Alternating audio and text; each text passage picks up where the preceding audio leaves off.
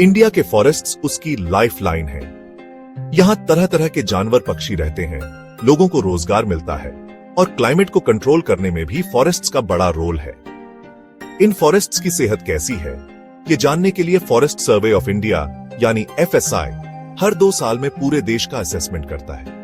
इस रिपोर्ट को forest survey report कहते हैं और इसमें हमारे फॉरेस्ट की हालत के बारे में अच्छी और बुरी दोनों बातें होती हैं। ये रिपोर्ट पॉलिसी मेकर्स, रिसर्चर्स और आम लोगों के लिए भी इंपॉर्टेंट है ताकि वो फॉरेस्ट कवर में चेंजेस को समझें और उसे बचाने के लिए काम करें। 2025 का लेटेस्ट फॉरेस्ट सर्वे रिपोर्ट आ गया है और इसमें कुछ अच्छी और कुछ बुरी खबरें हैं। एक तरफ फॉरेस्ट और ट्री कवर थोड़ा बढ़ा है, लेकिन दूसरी तरफ फॉरेस्ट्स की क्वालिटी, बायोडायवर्सिटी में कमी और डेटा रिपोर्टिंग में ट्रांसपेरेंसी की कमी जैसी चिंताएं भी हैं। ये रिपोर्ट सिर्फ नंबर्स की लिस्ट नहीं है, ये नेचर के साथ हमारे रिश्ते को दिखाती है। ये sustainable forest management, community participation और हमारे नेचुरल हेरिटेज को बचाने की जरूरत को हाईलाइट करती है। 2025 की रिपोर्ट बताती है कि इंडिया का टोटल फॉरेस्ट और ट्री कवर अब 25.17% है, जो पिछले असेसमेंट से थोड़ा ज्यादा है। इसमें 21.76% लैंड एरिया फॉरेस्ट कवर के अंडर है और 3.41% ट्री कवर के अंडर है। ग्रीन कवर का बढ़ना अच्छी बात है, लेकिन ग्रोथ की स्पीड अभी भी चिंता का विषय है। दुनिया के 33% फॉरेस्ट कवर के स्टैंडर्ड के मुकाबले इंडिया को अभी बहुत आगे जाना है। ये गैप दिखाता है कि हमें और ज्यादा एफोरेस्टेशन और रिफॉरेस्टेशन एफर्ट्स करने की जरूरत है। रिपोर्ट में यह भी कहा गया है कि ग्रीन कवर में ज्यादातर बढ़ोतरी प्लांटेशन से हुई है, नेचुरल फॉरेस्ट से नहीं। प्लांटेशंस का अपना महत्व है, लेकिन वो नेचुरल फॉरेस्ट्स की इकोलॉजिकल कॉम्प्लेक्सिटी और बायोडायवर्सिटी की जगह नहीं ले सकते। फॉरेस्ट कवर का बढ़ना भले ही पॉजिटिव पिक्चर दिखाता हो, लेकिन गहराई से देखने पर चिंता करने वाली बातें सामने आती हैं। रिपोर्ट में फॉरेस्ट्स की क्वालिटी में कमी की बात कही गई है। डेंस फॉरेस्ट्स ओपन फॉरेस्ट्स में बदल रहे हैं या इंक्रोचमेंट, इलीगल लॉगिंग और माइनिंग एक्टिविटीज की वजह से खराब हो रहे हैं। वेस्टर्न घाट्स, हिमालयाज और अंडमान एंड निकोबार आइलैंड्स, जो अपनी रिच बायोडायवर्सिटी के लिए जाने जाते हैं, काफी प्रेशर में हैं। इन इंपॉर्टेंट इकोसिस्टम्स के घटने से कई प्लांट्स और एनिमल्स की स्पीसीज को खतरा है, जिनमें से कई ऑलरेडी एंडेंजर्ड हैं। इसके अलावा रिपोर्ट की ट्रांसपेरेंसी की कमी के लिए भी आलोचना हुई है। एक्सपर्ट्स ने फॉरेस्ट कवर की डेफिनेशन में कमर्शियल प्लांटेशंस और स्कैटर्ड ट्रीज को शामिल करने पर चिंता जताई है, जिससे एक्चुअल फिगर्स बढ़े हुए दिख सकते हैं। डिटेल्ड डेटा और मैप्स की कमी ने भी रिपोर्ट की एक्यूरेसी पर स्केप्टिसिज्म बढ़ाया है। चैलेंजेस के बावजूद इंडिया ने फॉरेस्ट कंजर्वेशन के लिए कई स्टेप्स लिए हैं।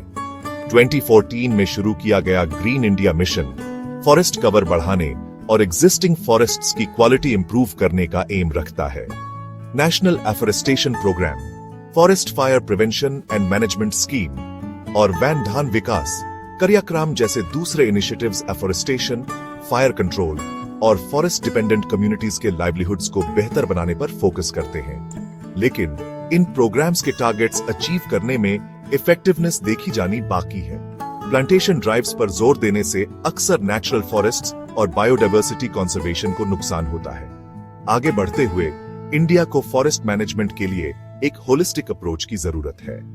इसमें एग्जिस्टिंग नेचुरल फॉरेस्ट्स की प्रोटेक्शन, सस्टेनेबल फॉरेस्ट्री प्रैक्टिसेस को प्रमोट करना, लोकल कम्युनिटीज को एम्पावर करना और डिफोरेस्टेशन के कारणों को एड्रेस करना शामिल है। डेटा कलेक्शन और रिपोर्टिंग में ट्रांसपेरेंसी और अकाउंटेबिलिटी जरूरी है, ताकि हमारे कंजर्वेशन एफर्ट्स सच में इफेक्टिव हो।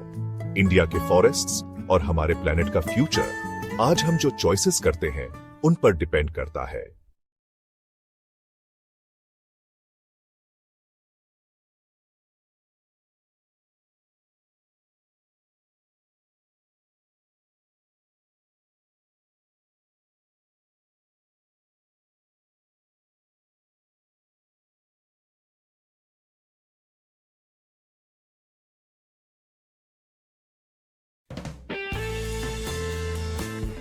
हिमालय की तलहटी में बसा Jim Corbett national park wild life का खजाना है।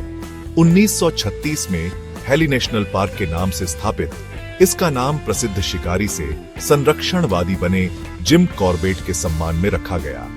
यह पार्क उत्तराखंड के नैनीताल जिले में स्थित है और अपने लुभावने लैंडस्केप और समृद्ध जैव विविधता के लिए जाना जाता है। 500 से ज्यादा पक्षियों की प्रजातियों और कई तरह के स्तनधारियों का घर Jim Corbett national park nature lovers के लिए स्वर्ग है। घने साल के जंगलों से लेकर घास के मैदानों तक पार्क के विविध निवास स्थान एक फलते फूलते इकोसिस्टम को सपोर्ट करते हैं। विजिटर्स यहां राजसी बंगाल टाइगर्स, चालाक तेंदुओं और हाथियों के झुंड को उनके प्राकृतिक आवास में घूमते हुए देख सकते हैं। रामगंगा नदी, जो पार्क के बीच से होकर बहती है, कई जलीय प्रजातियों के लिए जीवन रेखा है। मार्श मगरमच्छों को नदी के किनारे पर आराम करते देखा जा सकता है, जबकि मछलियां और कछुए इसके साफ पानी में तैरते हैं। यह पार्क विभिन्न प्रकार की हिरण प्रजातियों का भी घर है, जिनमें सांभर, चीतल और काकड़ शामिल हैं, जो खुले मैदानों में चरते हैं। जिम कॉर्बेट नेशनल पार्क के ऊबड़ खाबड़ इलाकों में जीप सफारी करना लाइफ टाइम एडवेंचर है। जंगल में टाइगर से मिलने का रोमांच बेजोड़ है। उस दिल दहला देने वाले पल की कल्पना कीजिए जब घनी झाड़ियों से एक बाघ निकलता है, उसकी धारियां परछाई के साथ मिल जाती है। जंगल का सन्नाटा केवल पक्षियों की चहचहाहट और पत्तों की सरसराहट से टूटता है। जैसे ही सूरज डूबने लगता है, जंगल रात के जीवों के साथ जीवंत हो उठता है। नाइट सफारी पार्क के मायावी निशाचर जानवरों को देखने का एक अनोखा अवसर प्रदान करती है।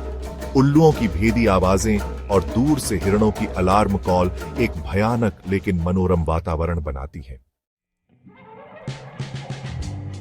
जिम कॉर्बेट नेशनल पार्क संरक्षण के महत्व का प्रमाण है। पार्क के समर्पित वन अधिकारियों और संरक्षणवादियों की टीम इसके नाजुक इकोसिस्टम की रक्षा के लिए अथक प्रयास करती है। इस प्राकृतिक विरासत को संरक्षित करके हम यह सुनिश्चित करते हैं कि आने वाली पीढ़ियां भी जंगल के अजूबों का अनुभव कर सकें। जिम कॉर्बेट नेशनल पार्क जाना एक ऐसा अनुभव है जो आपके जाने के बाद भी लंबे समय तक आपके साथ रहता है। यह सभी जीवित चीजों की परस्पर जुड़ाव और हमारे ग्रह की जैव विविधता को संरक्षित करने के महत्व की याद दिलाता है।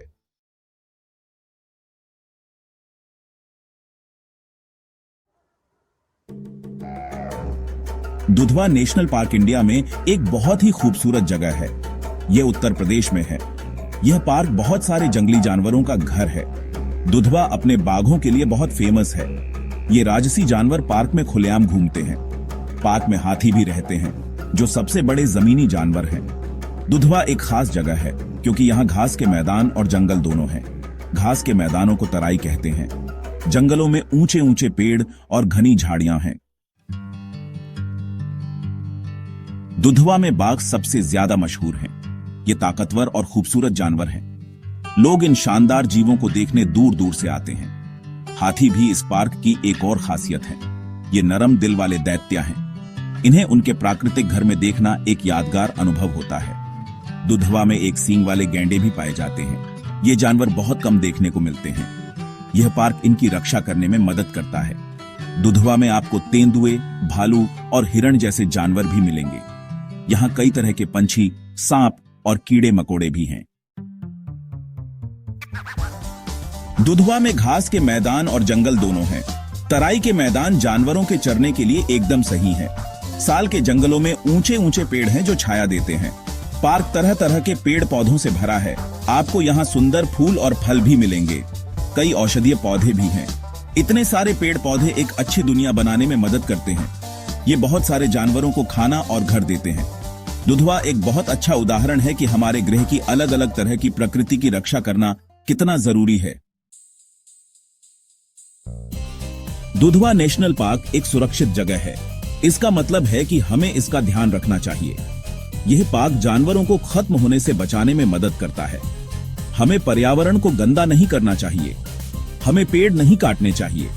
हमें जानवरों और उनके घरों की रक्षा करनी चाहिए।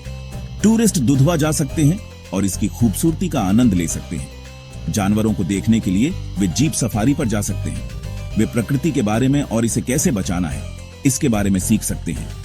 आइए हम सब मिलकर दुधवा नेशनल पार्क को आने वाली पीढ़ियों के लिए सुरक्षित रखें। हमें प्रकृति की खूबसूरती और अद्भुतता को बचाना है।